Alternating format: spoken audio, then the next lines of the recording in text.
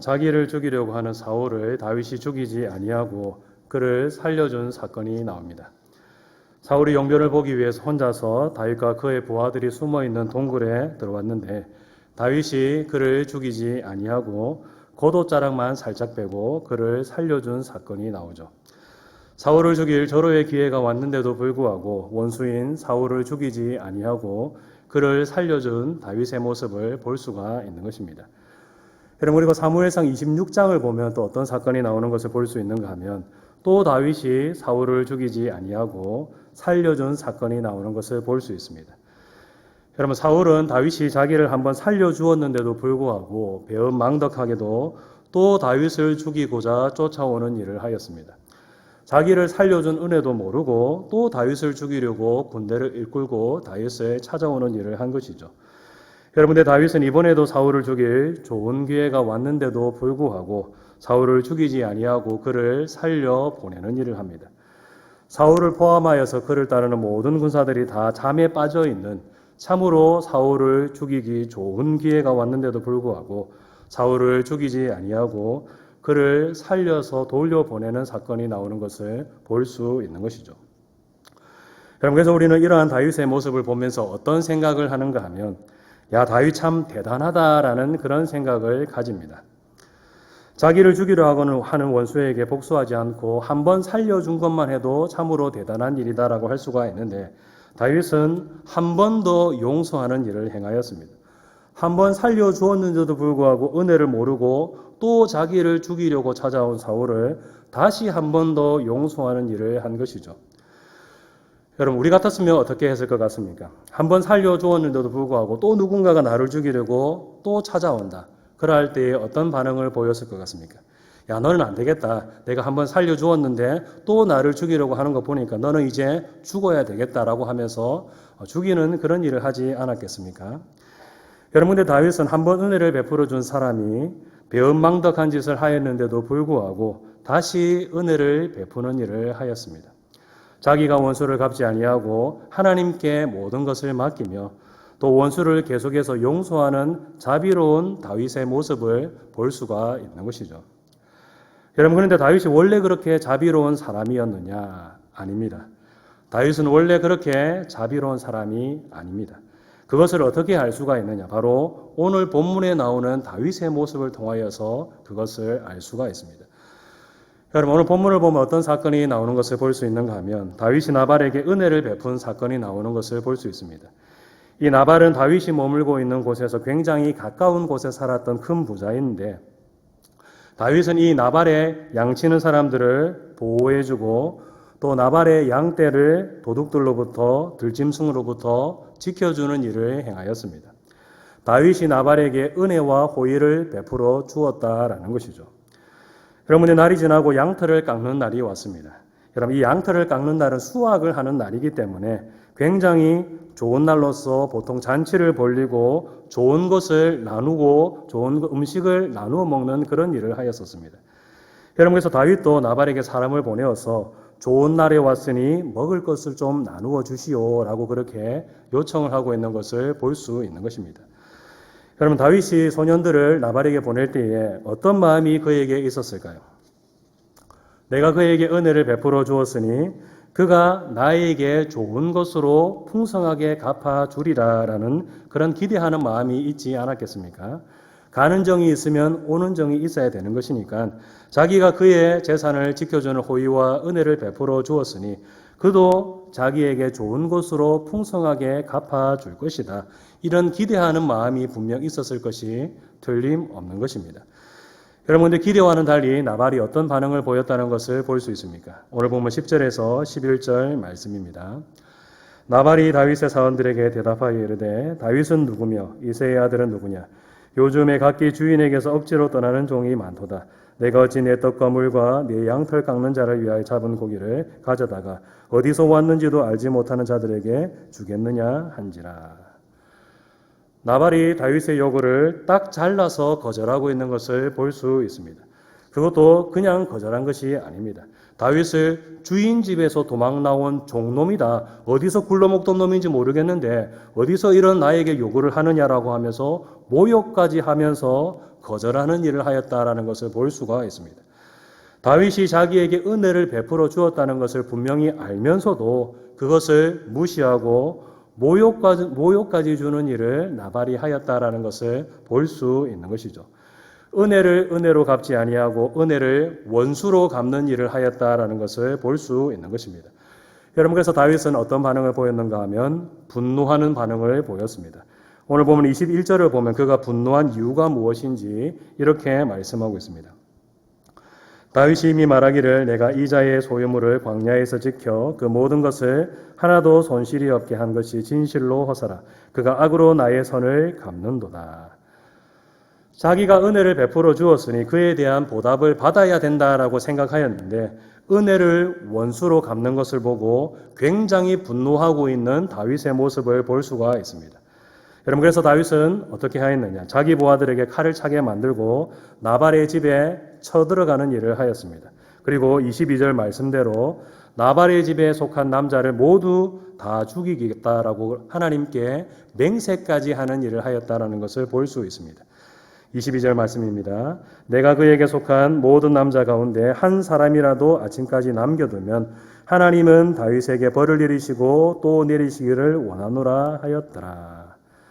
나발 집안의 남자는 가족이나 종이나 할 것 없이 그냥 싸그리 다 몰살시키려고 하였다라는 것을 볼 수가 있는 것이죠. 여러분, 어떻습니까? 다윗의 이러한 반응, 합당한 반응이라고 할 수가 있습니까? 아니면 너무 지나친 반응이다라고 할 수가 있습니까? 너무 지나친 반응인 것이죠. 여러분, 나발이 다윗을 모욕하고 또 다윗이 베풀어준 은혜를 갚지 않은 것에 대해서 다윗이 화를 내는 것, 분노하는 것, 여러분, 이런 감정을 느끼는 것은 우리가 이해할 수 있습니까? 없습니까? 이런 감정을 느끼는 것은 우리가 충분히 이해할 수가 있습니다. 당연히 이런 분노를 할 수도 있는 일인 것이죠. 여러분, 그런데 그렇다고 해서 그것이 나발을 죽일 만한 이유는 됩니까? 나발을 죽일 만한 이유는 되지 않는 것입니다. 여러분, 성경을 보면 사람을 죽인 사람과 같은 그런 중환죄를 저지른 사람은 사형에 처하도록 그렇게 되어 있지만은 성경 어디를 봐도 배신당했다고 해서 사람을 죽여도 된다거나 아니면 모욕을 당했다고 해서 사람을 죽여도 된다라는 그런 말씀이 나오는 것을 볼 수가 없습니다.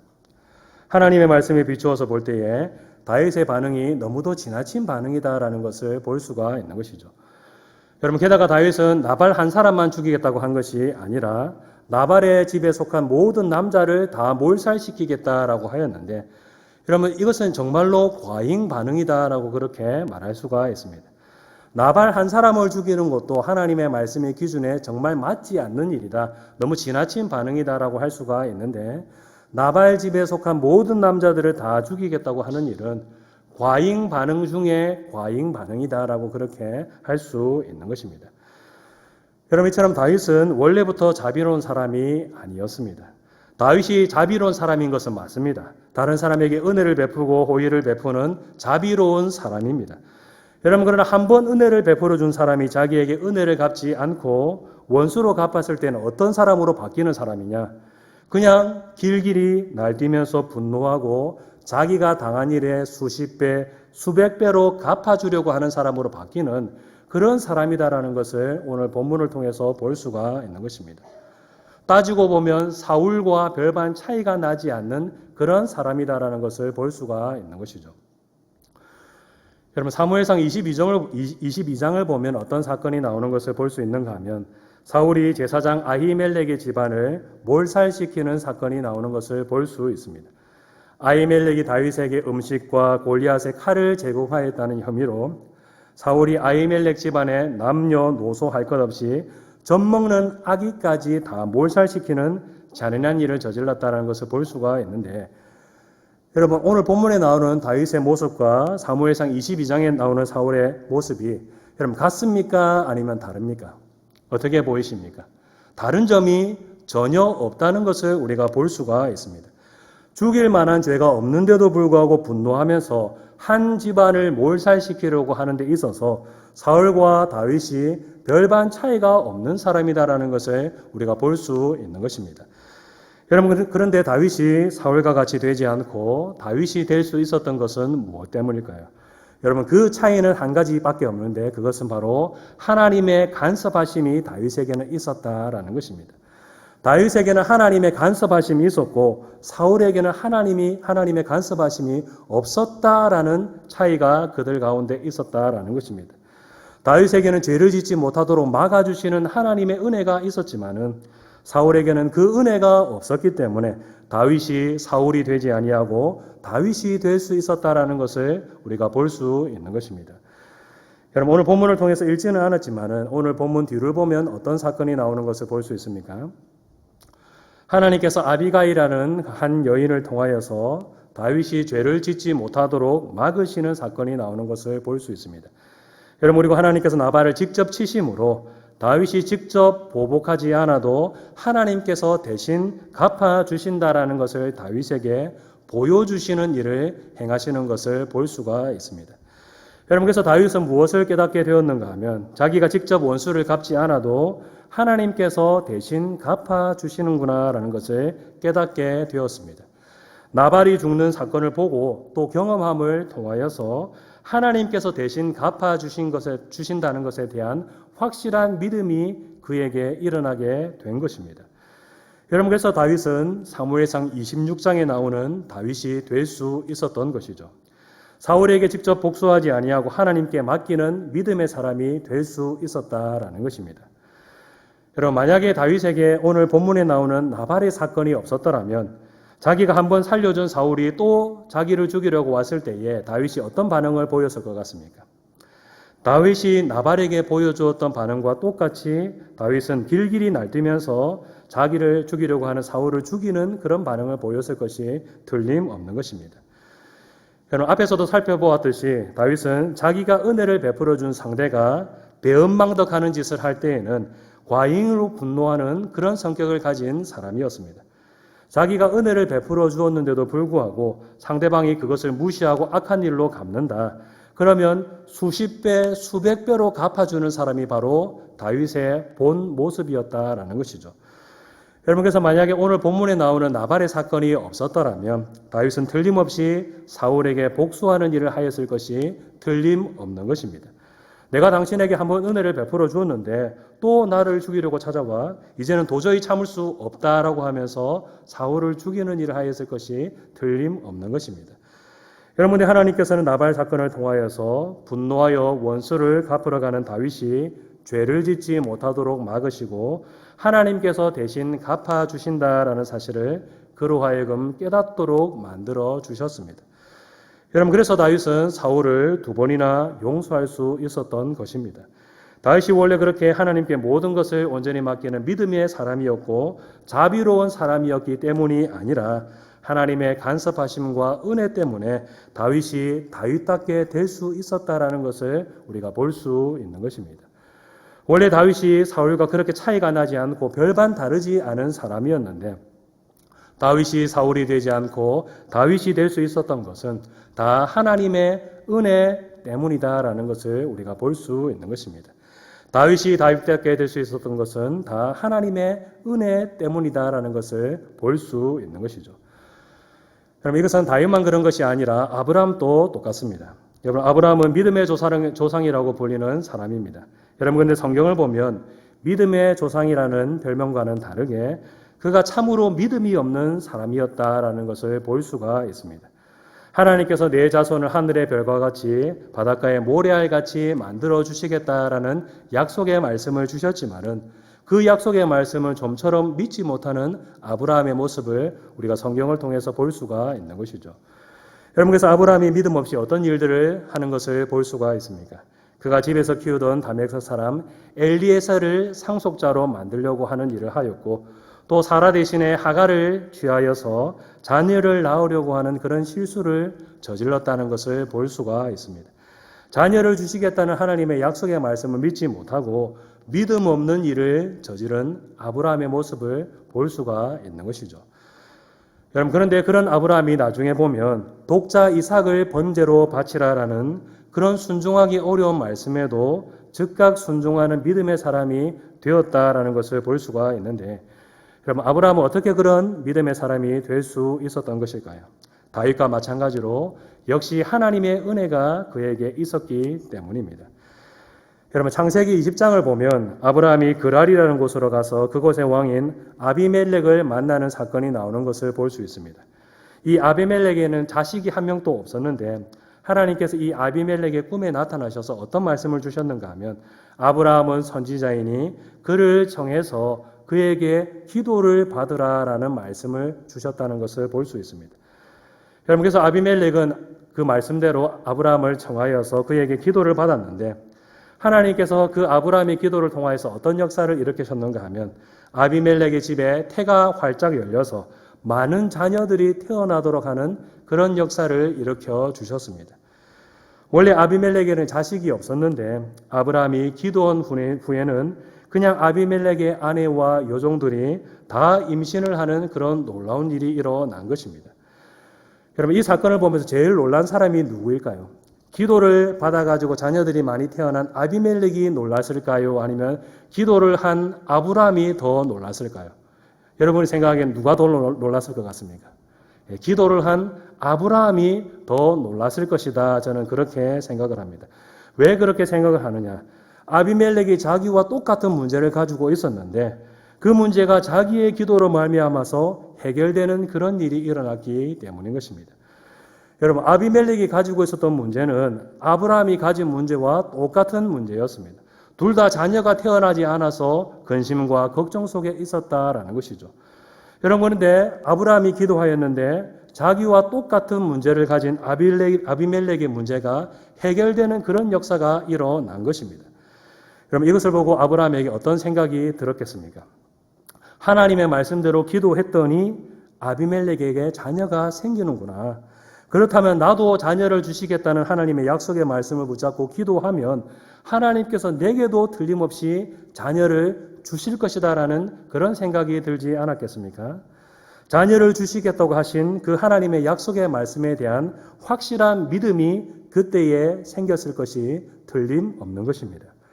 여러분 그래서 그 다음 장인 창세기 21장을 보면 어떤 사건이 바로 이어서 나오는 것을 볼 수가 있는가 하면 이삭이 태어나는 사건이 곧바로 이어서 나오는 것을 볼 수가 있습니다.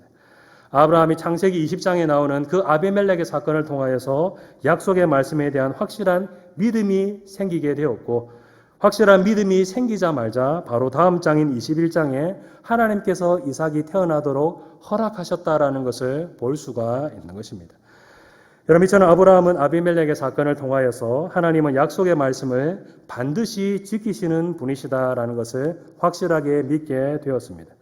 여러분 그리고 이 사건으로 하나님을 신뢰한 확실한 믿음이 생겼기 때문에 나중에 보면 독자 이삭을 번제로 바치라라는 말씀에도 조금도 지체하지 않고 즉각 순종하는 일을 하였다라는 것을 볼 수가 있는 것입니다.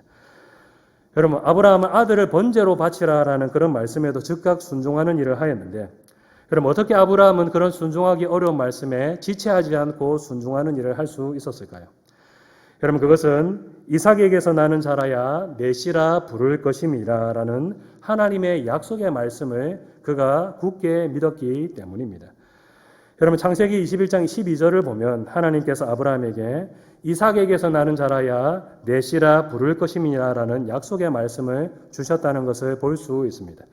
여러분 이 말씀은 앞으로 아브라함의 자손들이 계속해서 태어나게 될 것인데 그 자손들은 이삭을 통하여서 반드시 태어나게 된다. 이삭을 통하여서 계속해서 자녀들이 태어나고 큰 민족이 이루어지게 된다라는 그런 말씀입니다.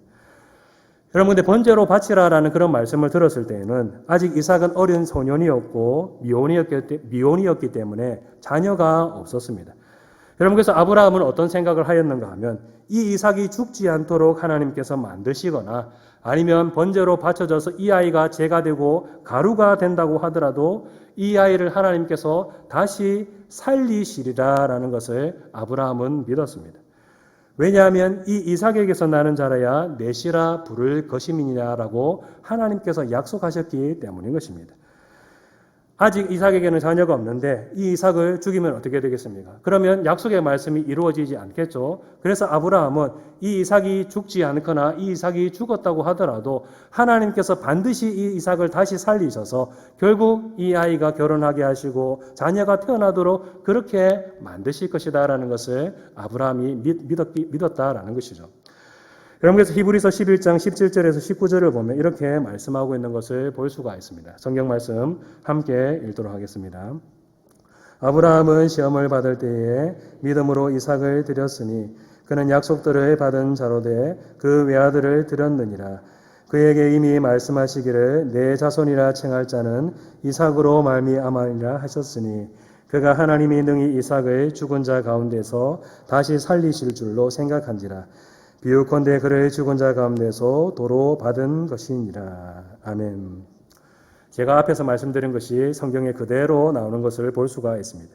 하나님은 약속의 말씀을 반드시 지키시는 분이시기 때문에 이 이삭이 번제로 바쳐져서 가루가 된다고 하더라도 하나님은 능히 이삭을 다시 살리실 것이다. 이런 믿음이 아브라함에게 있었다라는 것을 볼 수가 있습니다. 아브라함이 그러한 믿음을 가졌기 때문에 독자 이삭을 바치라라는 참으로 순종하기 어려운 그런 말씀을 주셨지만은 조금도 지체하지 않고 즉각 순종하였다라는 것을 볼 수가 있는 것이죠. 여러분, 이처럼 아브라함은 하나님의 약속의 말씀을 확실하게 붙잡는 그런 놀라운 믿음을 가진 사람이었는데, 여러분, 그런 믿음을 가지게 된 것은 다 누구의 은혜 때문입니까? 다 하나님의 은혜 때문입니다. 아브라함이 처음부터 그런 믿음을 가진 사람이었기 때문에 그런 믿음의 사람이 된 것이 결코 아닌 것입니다. 하나님께서 아비멜렉의 사건을 통하여서 굳센 믿음이 일어나도록 하나님께서 말씀하신 것은 반드시 이루어진다. 하나님께서는 거짓말하지 않는 분이시며 신실하신 분이시다. 이것을 믿게 되었기 때문에 그런 놀라운 믿음을 가진 사람이 되었다라는 것을 볼 수가 있는 것입니다. 아브라함이 된 것은 다 하나님의 은혜 때문이었다라는 것을 볼 수가 있는 것이죠. 여러분, 이처럼 아브라함도 그러하고 다윗도 그러하고 다 누구의 은혜 때문에 아브라함이 될 수 있었고 다윗이 될 수 있었습니까? 다 하나님의 은혜 때문이다라는 것을 볼 수가 있습니다. 아브라함이 아브라함답게 될 수 있었던 것도 하나님의 은혜 때문이요. 다윗이 다윗답게 될 수 있었던 것도 하나님의 은혜 때문이었다라는 것을 볼 수 있는 것입니다. 우리는 아브라함이나 다윗을 보면서 야, 정말로 대단하다. 어떻게 저런 믿음을 가졌단 말이냐. 어떻게 저런 일을 할 수 있단 말이냐라고 그렇게 하면서 감탄할 때가 있는데, 여러분, 아브라함도 그러하고 다윗도 그러하고 다 하나님의 은혜 때문에 그런 믿음의 사람이 되었다라는 것이죠. 여러분, 그렇다면 우리들도 어떻겠습니까? 하나님의 은혜로 말미암아서 우리들도 놀라운 믿음의 사람이 될 수 있겠습니까? 아니면 우리들은 안 되는 것일까요? 어떻게 생각하십니까? 우리들도 하나님의 은혜가 임하면 놀라운 믿음의 사람이 될 수 있는 것입니다. 하나님의 은혜로 말미암아 우리들도 놀라운 믿음을 가진 사람이 될 수 있는 것이죠. 아브라함이 그러하였듯 또 다윗이 그러하였듯 하나님의 은혜로 말미암아서 우리들도 놀라운 믿음의 사람이 될 수 있는 것입니다. 여러분, 우리들은 성경에 나오는 믿음의 사람들을 보면서 어떤 생각을 할 때가 있는가 하면, 아브라함은 아브라함이니 그렇게 살았고 다윗은 다윗이니까 그렇게 살았지라는 그런 생각을 할 때가 있습니다. 성경에 나오는 대단한 믿음을 가진 사람들을 보면서 저것은 아브라함이니까 그렇게 한 것이지 나는 아브라함이 아닌데 어떻게 저렇게 살 수 있단 말이냐. 다니엘은 다니엘이니까 저렇게 살았고 다윗은 다윗이니까 그렇게 살았지 나는 그런 삶을 살지 못한다라는 생각을 가질 때가 있습니다. 여러분, 그런데 우리가 앞에서 살펴보았듯이 아브라함도 다윗도 다 누구의 은혜 때문에 믿음의 사람이 되었습니까? 하나님의 은혜로 그런 믿음의 사람이 된 것입니다. 아브라함과 다윗이 원래부터 그런 믿음을 가진 사람이었던 것이 아니라 하나님의 은혜로 놀라운 믿음의 사람이 되었다라는 것이죠. 여러분, 그러면 우리들도 하나님의 은혜가 임하면 성경에 나오는 믿음의 사람과 같이 될 수 있는 것입니다. 아브라함과 다윗이 특별한 사람이었기 때문에 그렇게 된 것이 아니라 하나님의 은혜로 된 것이기 때문에 우리들도 하나님의 은혜가 임하면 성경에 나오는 믿음의 사람과 같이 될 수 있는 것입니다. 여러분, 그래서 우리들은 어떻게 해야 되는가 하면 우리의 현재의 모습을 보면서 나는 안 된다.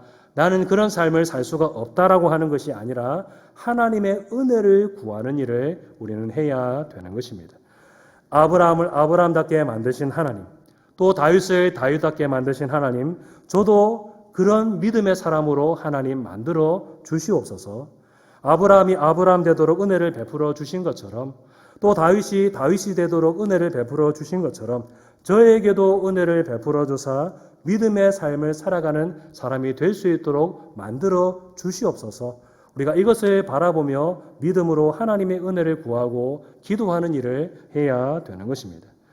성경에 나오는 믿음의 사람처럼 살지 못하는 것 때문에 실망하거나 낙심하는 것이 아니라, 또 우리들은 그렇게 살지 못한다고 처음부터 포기하거나 체념하는 것이 아니라 성경에 나오는 믿음의 사람처럼 될 수 있도록, 그런 삶을 살 수 있도록 변화시켜 달라고 하나님의 은혜를 구하는 일을 우리는 해야 되는 것입니다.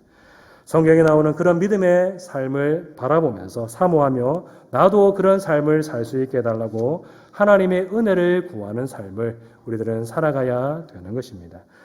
여러분, 이제 말씀 맺도록 하겠습니다. 사랑하는 성도 여러분, 성경에 나오는 믿음의 삶들은 다 하나님의 은혜로 된 것입니다.